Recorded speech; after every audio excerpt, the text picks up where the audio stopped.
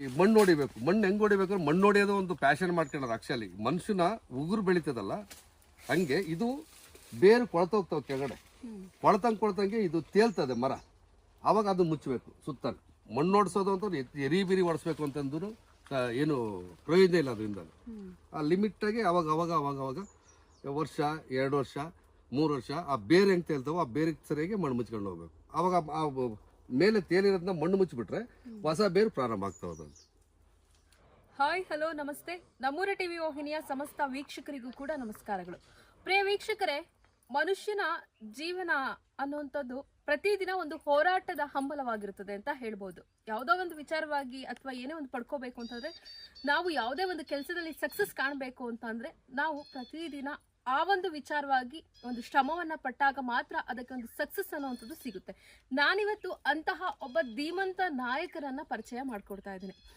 ಕೃಷಿಯಲ್ಲಿ ರಾಜಕೀಯವಾಗಿ ಜೊತೆಗೆ ಹುಟ್ಟು ಹೋರಾಟಗಾರರಾಗಿ ಬೆಳೆದು ಇವತ್ತು ಇಡೀ ರಾಜ್ಯಕ್ಕೆ ಅಲ್ಲ, ಇಡೀ ದೇಶಕ್ಕೆ ತಮ್ಮದೇ ಆದಂತಹ ರೀತಿಯಲ್ಲಿ ಒಂದು ಛಾಪನ್ನ ಮೂಡಿಸಿರುವಂತಹ ಯುವ ಜನತೆಗೆ ಮಾದರಿಯಾಗಿರುವಂತಹ ಚಳುವಳಿ ರಾಜಣ್ಣ ಎಂದೇ ಪ್ರಸಿದ್ಧಿಯಾಗಿರುವಂತಹ ಚಳುವಳಿ ರಾಜಣ್ಣ ಅವರ ತೋಟಕ್ಕೆ ಭೇಟಿಯನ್ನು ಕೊಟ್ಟಿದ್ದೇನೆ. ಅವರ ಜೀವನ, ಕೃಷಿ, ರಾಜಕೀಯ ಹೋರಾಟ ಸಂಪೂರ್ಣ ಮಾಹಿತಿಯನ್ನ ನಾನಿವತ್ತು ನಮ್ಮೂರ ಟಿವಿ ವತಿಯಿಂದ ಕೊಡ್ತಾ ಇದ್ದೇನೆ. ಅದಕ್ಕೂ ಮೊದಲು ನೀವಿನ್ನ ನಮ್ಮ ಚಾನಲ್ಗೆ ಸಬ್ಸ್ಕ್ರೈಬರ್ ಆಗಿಲ್ಲ ಅಂತಂದ್ರೆ ಈ ಕೂಡಲೇ ಸಬ್ಸ್ಕ್ರೈಬರ್ ಆಗಿ ನಮ್ಮ ಈ ಒಂದು ವಿಡಿಯೋನ ಶೇರ್ ಮಾಡಿ, ಈ ಒಂದು ವಿಡಿಯೋ ತಮಗೆ ಇಷ್ಟವಾದಲ್ಲಿ ಲೈಕ್ ಮಾಡಿ ಅಂತ ಹೇಳ್ತಾ, ಮತ್ತಷ್ಟು ಇಂತಹ ಹೋರಾಟಗಾರರ ವಿಚಾರವನ್ನ ತಿಳ್ಕೊಳ್ಳೋದಕ್ಕೆ ನಮ್ಮ ಚಾನಲ್ಗೆ ಸಬ್ಸ್ಕ್ರೈಬರ್ ಆಗಿ ಬನ್ನಿ. ಅವರ ಜೀವನ, ಕೃಷಿ, ರಾಜಕೀಯ, ಹುಟ್ಟು ಹೋರಾಟ ಎಲ್ಲದರ ಸಂಪೂರ್ಣ ಮಾಹಿತಿಯನ್ನು ತಿಳ್ಕೊಳ್ಳೋಣ.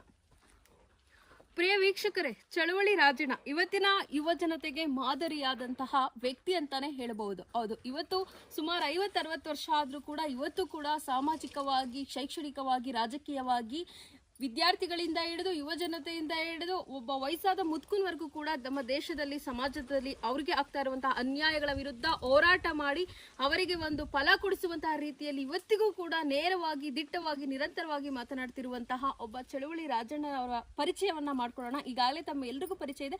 ತುಂಬಾ ವೈಯಕ್ತಿಕವಾಗಿ ಅವರ ಹೋರಾಟ ಎಲ್ಲಿಂದ ಪ್ರಾರಂಭ ಆಯಿತು ಅನ್ನೋದ್ರ ಬಗ್ಗೆ ಮಾಹಿತಿಯನ್ನ ಪಡ್ಕೊಳ್ಳೋಣ. ಸರ್ ನಮಸ್ತೆ. ನಮಸ್ತೆ ಅಮ್ಮ. ಸರ್, ಮೊದಲನೇದಾಗಿ ತಮ್ಮ ಪರಿಚಯ ಮಾಡಿಕೊಡ್ಬೇಕು. ನಾನು ಕದ್ರಹಳ್ಳಿಯನ್ನ ಪುಟ್ಟ ಗ್ರಾಮದ ಒಂದು ಕಟ್ಟಕಡೆ ಗ್ರಾಮದ ವ್ಯಕ್ತಿ ನಾನು. ಒಂದು ವೇಳೆ ನನಗೆ ಹೋರಾಟನೇ ಸಿಗದೇ ಇದ್ದಿದ್ರೆ ಅಥವಾ ದಲಿತ ಚಳವಳಿ ನನಗೆ ಅವಕಾಶನ ಕೊಡದೇ ಇದ್ದರೆ ಪೂಜಿ ಮಗ ರಾಜ ಅನ್ನಿಸ್ಕೊತಿದ್ದೆ. ಗೌರವವನ್ನೇ ಇಲ್ದಿರ ಅಂತ, ಗೌರವವನ್ನೇ ಕನಸು ಕಾಣ್ದಿರೋಂಥ, ಗೌರವನೇ ಅಂಬಲಿಸ್ದಿರೋ ಅಂತ, ಒಂದೊತ್ತಿನ ಊಟ ಮತ್ತು ಬಟ್ಟೆ ಜೋಡಿಸ್ಕೊಳ್ಳೋದೇ ನಮ್ಮ ಜೀವಮಾನದ ಸಾಧನೆ ಅಂತಂದೇಳಿ ಬದುಕುವಂಥ ಅವಿದ್ಯಾವಂತ ಕುಟುಂಬದ ಹಿನ್ನೆಲೆಯಿರೋರು ನಾನು. ನನಗೆ ದಲಿತ ಚಳವಳಿ ಪರಿಚಯ ಆಗಿದ್ದ ಕಾರಣದಿಂದನ ರಾಜ ಆಗಿದ್ದನು, ರಾಜಣ್ಣ ಆದ. ನನ್ನ ಮಾತು ನಾನು ಮಾತಾಡಲಿಲ್ಲ. ನನ್ನ ಕೆಲಸ ಮತ್ತು ನನ್ನ ಸಾಧನೆಗಳು ಮತ್ತು ಜನರ ಪ್ರೀತಿ ಮತ್ತು ಆ ನೋವಿಗೆ ನಾನು ಸ್ಪಂದಿಸಿದ ಕಾರಣದಿಂದನ ರಾಜಣ್ಣ ಆಗಿದ್ದನು ಚಳುವಳಿ ರಾಜಣ್ಣ ಆಗ್ತಾನೆ. ಜೊತೆಗೆ ನಮ್ಮ ತಂದೆಯವ್ರಿಗೂ ಇಲ್ದಿರೋಂಥ ಗೌರವ, ಪೂಜನಾಯಕನವ್ರ ಮಗ ಚಳುವಳಿ ರಾಜಣ್ಣ ಅಂತ ಗುರುತಿಸಲ್ಲ ಈ ಸಮಾಜ. ಅದೇ ನನ್ನ ದೊಡ್ಡ ಪ್ರಶಸ್ತಿ ಮತ್ತು ಗೌರವ ಮತ್ತು ನನ್ನ ಸಾಧನೆ, ನನ್ನ ದೊಡ್ಡ ಆಸ್ತಿ. ಅತ್ಯಂತ ನನಗೆ ಸಂತೋಷದ ಜೀವನ ಈ ಸಾಮಾಜಿಕ ಕ್ಷೇತ್ರ ಅಂತಂದೇಳಿ ನನಗೆ ಅತ್ಯಂತ ತೃಪ್ತಿ ತಂದಿದೆ. ಸರ್, ತಮ್ಮ ವಿದ್ಯಾಭ್ಯಾಸ, ಬಾಲ್ಯ ಅದ್ರ ಬಗ್ಗೆ ಹೇಳೋದಾದ್ರೆ? ಸರ್, ನಾನು ವಿದ್ಯಾಭ್ಯಾಸ ಅನ್ನೋದಕ್ಕಿಂತಲೂ ಈ ವಾಟಾಳ್ ನಾಗರಾಜ್ ಅವರ ವಯಸ್ಸು, ಚಳುವಳಿ ರಾಜಣ್ಣ ಅವರ ವಿದ್ಯಾಭ್ಯಾಸ ಭಾಳ ಗುಟ್ಟು. ನಾವು ಜನಪದ ವ್ಯಕ್ತಿ. ನಾನು ವೈಯಕ್ತಿಕವಾಗಿ ಜನಪದ ವ್ಯಕ್ತಿ. ಜನಪದ ಅಂತ ಅಂದರೆ ಅನೇಕರು ಬದುಕುಗಳಲ್ಲಿ ಹಾಡುಗಳಾಗಿ ಹೇಳ್ಕೊಂಬಂದಿದ್ದಾರೆ, ಸಂಸ್ಕೃತಿಗಳನ್ನು ಹಾಡುಗಳಾಗಿ ಹೇಳ್ಕೊಂಬಂದಿದ್ದಾರೆ, ಚರಿತ್ರೆಗಳನ್ನು ಹಾಡುಗಳಾಗಿ ಹೇಳ್ಕೊಂಬಂದಿದ್ದಾರೆ, ತನ್ನ ನೋವುಗಳನ್ನು ಹಾಡುಗಳಾಗಿ ಹೇಳ್ಕೊಂಬಂದಿದ್ದಾರೆ, ತನ್ನ ಬದುಕುಗಳನ್ನು ಹಾಡು ಹೇಳ್ಟೋಗಿ ಬಂದಿದ್ದಾರೆ. ಒಂದು ಬಿತ್ತುವಾಗ, ಒಂದು ಕೊಯ್ಯುವಾಗ, ಇನ್ನೊಂದರಲ್ಲೂ ಈ ಜನಪದ. ಆ ಜನಪದದಲ್ಲಿ ಹುಡುಕಿ ಅವರ ನೋವುಗಳನ್ನು ನಾನು ಗ್ರಹಿಸಿ ಹೋರಾಟಗಳಲ್ಲಿ ಒಂದೊಂದು ಕರಪತ್ರಗಳು ಬರ್ಕೊಂಡು ಅದನ್ನೇ ಭಾಷಣವಾಗಿ ಮಾಡ್ಕೊಂಡು ನಾನು ಹೋರಾಟಕ್ಕೆ ಅದನ್ನು ನಾನು ಬಳಸ್ಕೊಂಡೆ. ಅದು ಭಾಳಷ್ಟು ಜನಕ್ಕೆ ಸಹಾಯ ಆಯಿತು. ಎಷ್ಟನೇ ಇಸ್ವಿಲ್ ಹೋರಾಟ? ಸರ್, ನಿಮ್ಮ ಹುಟ್ಟು ಹೋರಾಟ ಜೊತೆಗೆ ವಿದ್ಯಾಭ್ಯಾಸದ ಬಗ್ಗೆ ತಾವು ಹೇಳ್ತಾ ಇದ್ರ, ಎಷ್ಟನೇ ಇಸ್ವಿಲಿ ಈ ಒಂದು ಹೋರಾಟಕ್ಕೆ ಬಂದ್ರ ಸರ್? ನಮ್ಮೂರಲ್ಲಿ ಒಂದು ಸಣ್ಣ ಘಟನೆ ನಡೀತು. 83ರಲ್ಲಿ ಈ ದಲಿತರ ಗುಡಿಸಲುಗಳನ್ನ ಅಮಾನುಷವಾಗಿ ಊರು ಗೌಡನ ಮನೆ ಹಿಂದ್ಗಡೆನೇ ಇದ್ದಾವೆ ಅನ್ನೋ ಕಾರಣಕ್ಕೆ ಆ ದಲಿತ ಗುಡಿಸಲನ್ನ ಸುಟ್ಟಾಕಿದ್ರು. ಅದು ನಮಗೆ ಎಂಥ ವಯಸ್ಸು ಅಂತಂದರೆ ಜಾತಿ ಭಾಷೆ ಧರ್ಮ ಇವು ಯಾವೂ ಗೊತ್ತಿಲ್ದಿರೋಂಥ ಬರೀ ಮನುಷ್ಯತ್ವನೇ ತುಂಬಿರೋಂಥ ವಯಸ್ಸು. ನಾವು ಇತ್ತೀಚೆಗೆ ಓದಾಗ ಗೊತ್ತಾಗಿದ್ದು ಕುವೆಂಪು ಅವರು ಹೇಳ್ತಾರಲ್ಲ, ಹುಡ್ತಾವ ಇನ್ನು ಮಾನವ ಬೆಳೀತಾ ಅಲ್ಪ ಮಾನವ ಅಂತಂದರೆ ಆ ವಿಶ್ವಮಾನವರ ಅಂತ ವಯಸ್ಸಿಂತ ಇದ್ದರೆ ನನಗೆ ಗೊತ್ತಾಗಿ ಭಾಳಷ್ಟು ನೋವು ಪಟ್ಟು ಆ ಹೋರಾಟದಲ್ಲಿ ನಾನು ಭಾಗವಹಿಸಿದೆ. ಆ ಹೋರಾಟದಲ್ಲಿ ಭಾಗವಹಿಸ್ತಾ ನಾನು ಯಾಕೆ ಹೋರಾಟಕ್ಕೆ ಬಂದೆ ಅಂತ ನನಗೆ ಇವತ್ತಿಗೂ ಅರ್ಥವಾಗಿದೆ, ಯಾವ ಉದ್ದೇಶಕ್ಕೆ ಬಂದೆ ಅಂತಂದು. ಆಮೇಲೆ ಬರ್ತಾ ಗೊತ್ತಾಯಿತು ನನ್ನ ಹೋರಾಟದಿಂದ ಜನಕ್ಕೆ ಸಹಾಯ ಆಗ್ತಾ ಇತ್ತಲ್ಲ, ಇದನ್ನೇ ಮುಂದುವರಿಸ್ಬೇಕು ಅಂತಂದೇಳಿ ನನಗೆ ಇತ್ತೀಚೆಗೆ 20-25 ವರ್ಷದಿಂದ ಈಚೆಗೆ ನನಗೆ ಗೊತ್ತಾಗಿದ್ದು. ಅದಕ್ಕಿಂತ ಮುಂಚೆ ನನಗೇನು ಗೊತ್ತಿರಲಿಲ್ಲ. ಹಂಗೆ ತಗೊಂಡ್ರೆ 83ನೇ ಇಸ್ವಿಗೆ ನಾನು ಚಳುವಳಿಗೆ ಬಂದಂಥವ್ನು. ದಲಿತ ಚಳುವಳಿಗೆ ಒಬ್ಬ ಗುರ್ತು ಅಂದರೆ ಗುರ್ತೇ ಇಲ್ದಿರೋರು, ಅವತ್ತೂ ಗುರ್ತಿಲ್ಲದ ಪೋಸ್ಟ್ಗಳಲ್ಲೇ ಬಂದವರು ಇನ್ಸ್ಪಿರೇಷನ್ ಆಗಿ. ಬಾಬಾ ಸಾಹೇಬ್ ಅಂಬೇಡ್ಕರ್ ವಿಚಾರಗಳು ಇನ್ಸ್ಪಿರೇಷನ್ ಆಗಿ ನಾವು ಬಂದಿದ್ದು. ಇವತ್ತು ನೀವು ನಾಡಿನ ಯುವಜನತೆಗೆ ಮಾದರಿಯಾಗಿದ್ದೀರಾ.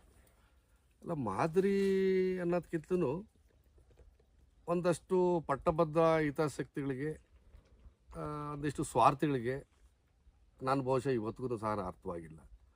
ಅದು ಬಿಟ್ಟು ಜಾತಿ ರಹಿತವಾಗಿ ಎಲ್ಲ ಜಾತಿ ಜನಾಂಗದ ಯುವ ಜನತೆಗೆ ಒಂದು ಮಾನವೀಯ ಮನಸ್ಸಿರೋ ಅಂಥ ಎಲ್ಲ ಇವ್ರಿಗೂ ನಾನೊಂದಷ್ಟು ಅರ್ಥವಾಗಿದ್ದೀನಿ ಅಂತಂದೇಳಿ ನಾನು ಅಂದ್ಕೊತೀನಿ.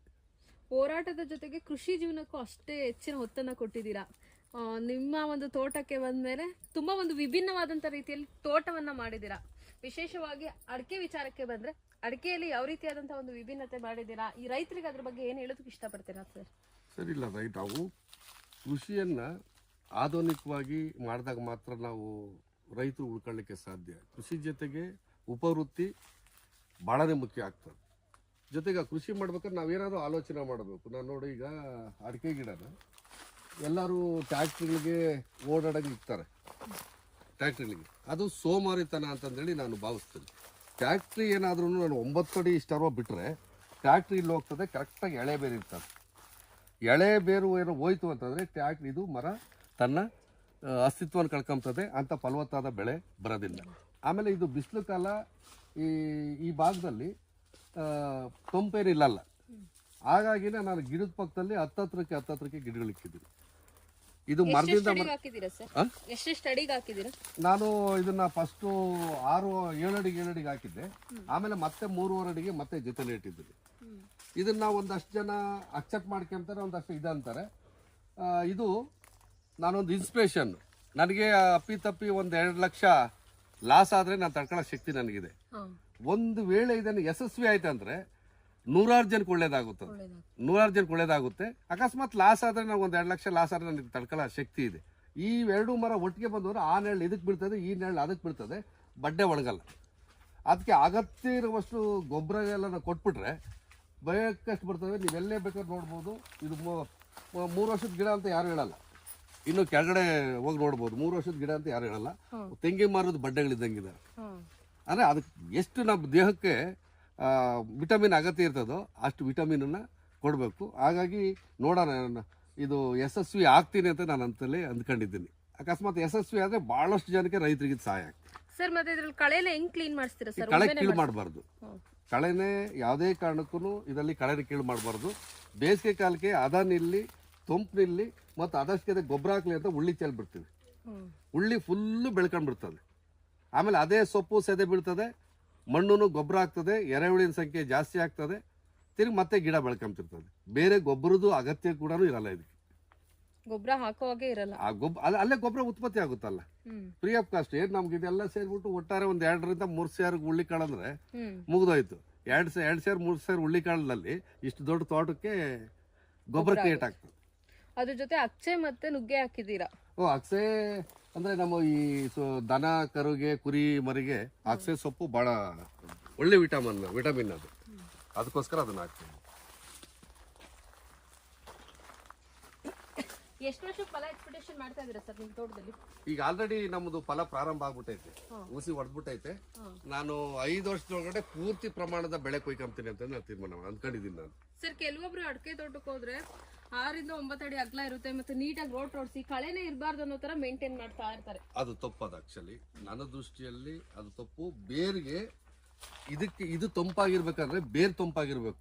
ನಮಗೆ ಆ ಮನುಷ್ಯನಿಗೆ ಹೊಟ್ಟೆ ಕಳ್ಳು ಎಷ್ಟು ಶುದ್ಧಿಯಾಗಿರ್ತದೋ ಅಷ್ಟು ಮನುಷ್ಯ ಆರೋಗ್ಯವಾಗಿರ್ತಾನೆ. ಮರ ಗಿಡಗಳಿಗೆ ಅದೇ ನರನಾಡಿ. ಬೇರುಗಳು ಅತ್ಯಂತ ಸೂಕ್ಷ್ಮವಾಗಿರ್ತವೆ ಮತ್ತು ಅದನ್ನ ಬಹಳ ತಂಪಾಗಿ ಕಾಪಾಡ್ಕೋಬೇಕು. ಅದು ಬಹಳ ಎಷ್ಟು ತಂಪಾಗಿ ಕಾಡ್ಕೊಂತೀರೋ ಅಷ್ಟು ಗರಿಗಳು ಚೆನ್ನಾಗಿರ್ತವೆ. ಗಿಡ ಬೆಳವಣಿಗೆ ಚೆನ್ನಾಗಾಗ್ತದೆ. ಕಳೆ ತೆಗೆಯೋದ್ರಿಂದನ ಕಳೆ ಅಂತ ಅಂದ್ರೆ ಇನ್ನೊಂದು ಕಳೆ ಇರ್ತದೆ, ಒಂದು ವಿಷಕಾರಿಕ ಕಳೆಗಳಿರ್ತದೆ. ವಿಷಕಾರಿಕೆ ಪಾರ್ಥೇನಿಯಂ ಹುಲ್ಲು ಇಂಥದ್ದು ಬೇರೆ ಬೇರೆ ಇರ್ತದೆ. ಅಂತ ವಿಷಕಾರಿಕ ಕಳೆಗಳು ಕಿತ್ತಾಕ್ಬೇಕು. ವಿಷಕಾರಿಕ ಕಳೆ ಕಿತ್ತಾಕಿ ಉಪಯೋಗವಾಗುವಂಥ ಕಳೆಗಳನ್ನ ನಾವು ಬೆಳೆಸಬೇಕು. ಸರ್, ಅಡಿಕೆಗೆ ನೆಳ್ಳಬೇಕು ಅನ್ನೋ ಪರ್ಪಸ್ ಇಂದ ಬೇರೆ ಬೇರೆ ಗಿಡಗಳನ್ನ ಹಾಕಿರ್ತಾರೆ. ಅದು ಒಳ್ಳೇದೇ. ಅದು ಆಕ್ಚುಲಿ ತುಂಬಾ ಒಳ್ಳೇದು. ಅದರಿಂದ ಬೇರುಗಳು ಕಾವಾಗಲ್ಲ. ಅದಕ್ಕೆ ಬೇರಿಗೆ ತಂಪು ಸಿಗ್ತದೆ. ಇದು ಒಣಗಬಾರ್ದು. ಇದು ಒಣಗಬಾರ್ದು ಅಂತ ಅಂದ್ರೆ ನಾವು ಬೇರ್ನ ತಂಪಾಗಿಡಬೇಕು. ಬೇರ್ನ ತಂಪಾಗಿಡ್ರೆ ನೀರು ಬಿಟ್ಟಷ್ಟೇ ತಂಪಾಗಿರಲ್ಲ. ಅದು ನಾವು ಹೆಂಗೆ ಕೊಡೆ ಹಿಡ್ಕೊಂತೀವಿ ಹಂಗೆ ಅದಕ್ಕೂ ತಂಪಾಗಬೇಕು. ಆ ತಂಪಾಗೋದ್ರಿಂದನ ಎರೆಹುಳುಗಳು ತೀರಾ ಕೆಳಗಡೆ ಇರೋ ಮೇಲಕ್ಕೆ ಬರ್ತವೆ. ಮೇಲಕ್ಕೆ ಬಂದ್ಬಿಟ್ಟು ಎರೆಹುಳು ತುಂಬ ಫಾಸ್ಟ್ ಆಕ್ಟಿವ್ ಮಾಡಿಬಿಟ್ಟು ಮಣ್ಣು ಚೆನ್ನಾಗಿ ಗೊಬ್ಬರ ಆಗ್ತದೆ. ಅದು ಉಳುಮೆ ಮಾಡಿಸೋದೇ ಇಲ್ಲ ನೀವು ಒಟ್ಟಾರೆ? ಅಗತ್ಯನೇ ಇಲ್ಲ ಮೇಡಮ್, ಅಗತ್ಯನೇ ಇಲ್ಲ. ಉಳುಮೆ ಮಾಡಿಸೋದ್ರಿಂದನ ಬೆಳೆನೇ ಕಳ್ಕೊಂತಾರೆ. ಆಮೇಲೆ ಇದ್ರೊಳಗಡೆ ಟ್ಯಾಕ್ಟ್ರಿ ಹೊಡೆಯೋದ್ರಿಂದನ ಬೆಳೆ ಕಳ್ಕೊಂತಾರೆ. ಆ ರೋಡ್ ಹೊಡಿಬೇಕು. ಆಮೇಲೆ ಇದನ್ನ ಯಾವುದೋ ಇನ್ನೊಂದು ಬೇರೆ ಬೇರೆ ಏನೇನೋ ಯೂಟ್ಯೂಬಲ್ಲಿ ತೋರಿಸ್ತಿರ್ತಾರೆ ರೈತರಿಗೆ. ಅದನ್ನ ಮಾಡಲೇಬಾರ್ದು. ಇದರಲ್ಲಿ ಸಾಧ್ಯವಾದರೆ ಈ ಮಣ್ಣು ಹೊಡಿಬೇಕು. ಮಣ್ಣು ಹೆಂಗೆ ಹೊಡಿಬೇಕು? ಮಣ್ಣು ಹೊಡಿಯೋದು ಒಂದು ಪ್ಯಾಷನ್ ಮಾಡ್ಕೊಳ್ಳೋದು. ಆಕ್ಚುಲಿ ಮನುಷ್ಯನ ಉಗುರು ಬೆಳೀತದಲ್ಲ ಹಂಗೆ ಇದು ಬೇರು ಕೊಳ್ತೋಗ್ತಾವೆ ಕೆಳಗಡೆ. ಕೊಳ್ತಂಗೆ ಇದು ತೇಲ್ತದೆ ಮರ. ಆವಾಗ ಅದನ್ನ ಮುಚ್ಚಬೇಕು ಸುತ್ತ. ಮಣ್ಣು ಹೊಡ್ಸೋದು ಅಂತ ಎರಿ ಬಿರಿ ಹೊಡಿಸ್ಬೇಕು ಅಂತಂದ್ರು ಏನು ಪ್ರಯೋಜನ ಇಲ್ಲ. ಅದರಿಂದ ಆ ಲಿಮಿಟಾಗಿ ಅವಾಗ ವರ್ಷ 2 ವರ್ಷ 3 ವರ್ಷ ಆ ಬೇರೆ ಹೆಂಗೆ ತೇಲ್ತಾವೋ ಆ ಬೇರೆ ಸರಿಯಾಗಿ ಮಣ್ಣು ಮುಚ್ಕೊಂಡು ಹೋಗ್ಬೇಕು. ಅವಾಗ ಆ ಮೇಲೆ ತೇಲಿರೋದನ್ನ ಮಣ್ಣು ಮುಚ್ಚಿಬಿಟ್ರೆ ಹೊಸ ಬೇರು ಪ್ರಾರಂಭ ಆಗ್ತಾವ. ಇದು ಆಲ್ರೆಡಿ ಇದನ್ನ ಉಳ್ಳಿಗಿಡ ಹಾಕಿದ್ದೀನಿ. ಈಗ ರಣಬಿಸ್ಲಿನ ನಮಗೆ 40 ಡಿಗ್ರಿಗಿಂತ ಜಾಸ್ತಿ ಆಗ್ತದೆ ಇನ್ಮೇಲೆ. ಆ ಪವರ್ಫುಲ್ ಬಿಸಿಲು ಬರೋದಕ್ಕೆ ಇದು ಗಿಡ ದೊಡ್ಡದಾಗ್ಬಿಟ್ಟು ಇದಿಷ್ಟು ಅಳ್ಕೊಂತದೆ. ಸ್ವಲ್ಪ ನೀರು ಕಮ್ಮಿ ಆದ್ರೂ ಈ ತಂಪೇನೆ ಹೆಚ್ಚು ಕಮ್ಮಿ ಅದಕ್ಕೆ ಸಾಕಾಗ್ತದೆ. ಅಕಸ್ಮಾತ್ ಇದು ಇಲ್ದಲೇ ಪ್ರತಿದಿನ ನೀರು ಬಿಟ್ರು ನಮ್ಮ ಈ ಮಣ್ಣಿಗೂ ಈ ಜಜ್ಜಿನೆಲ್ಲ ಇದಕ್ಕೂ ಆಮೇಲೆ ಈ 40 ಡಿಗ್ರಿಯಿಂದ ಹೆಚ್ಚಿನ ಬಿಸಿಲಿಗೆ ಸಾಕಾಗೋದಿಲ್ಲ. ಇದು ಒಂಥರ ಇದು ದೊಡ್ಡ ಪ್ರೊಟೆಕ್ಷನ್. ಇದಲ್ಲೇ ಹೆಚ್ಚು ಕಮ್ಮಿ ಬಂದೈತೆ. ಇನ್ನೇನು ಈ ತಿಂಗಳಲ್ಲಿ ಬಿಸಿಲು ಜಾಸ್ತಿ ಆಗೋತ್ತಿಗೆ ಇದಿಷ್ಟು ಅಡ್ಕೊಂಡ್ಬಿಡ್ತದೆ. ಸರ್, ಎಷ್ಟು ವರ್ಷ ಅಂತರದಲ್ಲಿ ಅಡಿಕೆ ಹಾಕಿದ್ದೀರಾ? ಈಗ 3 ಅಡಿಗೊಂದು ಅಡಿಕೆ ಸಸಿಗಳನ್ನ ನೆಟ್ಟಿದ್ದೀರಾ? ಇಲ್ಲಮ್ಮ, ಇದು ನಾನು ಆ್ಯಕ್ಚುಲಿ ಎಲ್ಲರೂ 8, 9 ಹಂಗೆಲ್ಲ ಇಡ್ತಾರೆ. ಅದು 8, 9 ಇಡೋದ್ರಿಂದ ಅವರು ಬರೀ ಮಣ್ಣು ಹೊಡಿಯೋಕ್ಕೋಸ್ಕರ ಇನ್ನೊಂದಕ್ಕೋಸ್ಕರ ಹೊರತು ಅದು ಅಡಿಕೆ ಗಿಡದ ಸೇಫ್ಟಿ ಅಲ್ಲ. ಅದು ಮಣ್ಣು ಹೊಡೆಯೋದೊಂದು ಅಥವಾ ಸೋಮಾರಿ ಥರದ ಪರಮಾವಧಿ ಅಂತ ಅಂದ್ಕೊಳ್ತೀವಿ. ಅಥವಾ 100 ಎಕರೆ ಜಮೀನಿನಾದ್ರು ಮಾಡಿದರೆ ಮಾಡ್ಬೋದು. ನಾವೆಲ್ಲ ಮಿಡ್ಲ್ ಕ್ಲಾಸ್ ಅವರು ನಮ್ಮ ಭೂಮಿಗೆ ಸರಿಯಾಗಿ 10 ಇಟ್ಕೊಂಡಿದ್ದೀವಿ. 10 ಇಟ್ಕೊಂಡಿರೋದ್ರಿಂದ ಭಾಳ ಉಪಯೋಗ ಅಂದರೆ ಈ ಪಟ್ಟೆಗೆ ಬಿಸಿಲು ಬೀಳಲ್ಲ, ಭಾಳ ತಂಪಾಗಿರ್ತದೆ. ನೋಡಿ, ಈಗ ಹಸ್ರಾಗೆ ಉಳ್ಕೊಂತದೆ. ಇದು ಇನ್ನೇನಾದ್ರು ಇನ್ನು ಮುಂದೆ ಬರೋ ಬಿಸಿಲಿಗೆ ಫುಲ್ಲು ಎಲ್ಲ ಒಣಗಿಬಿಟ್ಟು ಹಿಂಗೆ ಆಗೋಗ್ಬಿಡ್ತಾವೆ ಗರಿಗೆ. ಹಂಗಾಗಿ 10 ಇಟ್ಟಿದ್ದೀವಿ. ಅದ್ರ ಜೊತೆಯಲ್ಲೇ ಇನ್ನೊಂದು ಹೊಸ ಒಂದು ಪ್ರಯೋಜನೆ ನಂದು. 3 ಅಡಿಗೆ ಅದ್ರ ಮಧ್ಯದಲ್ಲಿ 3 ಅಡಿಗೆ ಇಟ್ಟಿದ್ದೀನಿ. ಇದೇನಾದ್ರೂ ಯಶಸ್ವಿ ಆದರೆ ಯಾವ ಪ್ಲಾನ್ ಪ್ರಕಾರ ಇಟ್ಟಿದ್ದೀರಾ ಸರ್? ಅದನ್ನ ಯಾವ ಕಾರಣಕ್ಕೆ ಇಟ್ಟಿದ್ದೀರಾ ಅಂತ? ಪ್ಲಾನ್ ಅಂದರೆ ಮರದಿಂದ ಮರಕ್ಕೆ ನೆರಳು ಬೀಳ್ತದೆ. ಹಂಗಾಗಿ ಇದು ಗಿಡ ಒಣಗೋದಿಲ್ಲ, ರಕ್ಷಣೆ ಸಿಗ್ತದೆ. ಮತ್ತು ಗುಂಪು ಜಾಸ್ತಿ ಆದಷ್ಟು ತಂಪು ನಿಲ್ತದೆ. ತಂಪು ಇದ್ದಷ್ಟು ಗೊಬ್ಬರ ಚೆನ್ನಾಗಿ ಕೊಳಿತದೆ. ಆ ತಂಪು ಇದ್ದಷ್ಟು ಎರೆಹುಳಿನ ಸಂಖ್ಯೆ ಜಾಸ್ತಿ ಆಗ್ತದೆ. ಅತಿಯಾದ ಬಿಸಿಲಿದ್ರೆ ಎರೆಹುಳು ಉಳಿಯೋದಿಲ್ಲ. ಆಮೇಲೆ ಅವು ಎರೆಹುಳು ಮೇಲಕ್ಕೆ ಬರೋದು ಇಲ್ಲ. ಅವು ಗೊಬ್ಬರದ ಮಣ್ಣಿಗೆ ಎಲ್ಲೋ ಒಂದು ಕಡೆ 1-2 ಇರ್ತದೆ. ಅದು ಸಂತತಿ ಉಡ್ತದೆ, ಸಂತತಿ ಸತ್ತೋಗ್ತದೆ. ಹಿಂಗೆ ಮಾಡಿದ್ದೀರಿ. ಇದು ಅಂತಂದರೆ ನಾನಿನ್ನು ಭಾಳ ಕಡೆ ಎಲ್ಲೂ ಮಾಡಿಲ್ಲ. ಇದನ್ನು ನಾನೇ ಫಸ್ಟು ಅಂದ್ಕೋತೀನಿ. ಅಕಸ್ಮಾತ್ ನಮಗಿತ್ತು ಪ್ರಜ್ಞಾವಂತ ಇದ್ದಿರ್ಬೋದು, ಮಾಡಿರ್ಬೋದು. ನಮ್ಮ ಭಾಗಗಳಲ್ಲಿ ಮಾತ್ರ ನಾನೇ ಫಸ್ಟ್ ಮಾಡಿರೋದು. ಇದೇ ನನ್ನ ಯಶಸ್ವಿ ಆದರೆ 100 ಜನಕ್ಕೆ ಒಳ್ಳೇದಾಗ್ತದೆ. ಅಕಸ್ಮಾತ್ ಯಶಸ್ವಿ ಆಗಲಿಲ್ಲ ಅಂದರೆ ಈ ಗಿಡ ಅಂತೂ ಬೆಳೆ ಸಿಗ್ತದೆ. ಈ ಗಿಡದಿಂದ ಇಟ್ಟಿರೋದ್ರಿಂದ ನನಗೊಂದು 2 ಲಕ್ಷ ರೂಪಾಯಿ ಖರ್ಚಾಗೈತೆ. ಆ 2 ಲಕ್ಷ ರೂಪಾಯಿ ಲಾಸ್ನ ಭರಿಸ್ಕೊಳ್ಳೋ ಶಕ್ತಿ ನನಗೈತೆ.